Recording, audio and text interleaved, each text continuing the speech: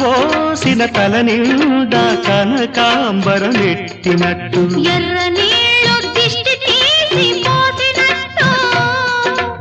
ఎర్ర నీళ్ళు దిష్టి తీసి పోసినట్టు కర్పూరం హారతి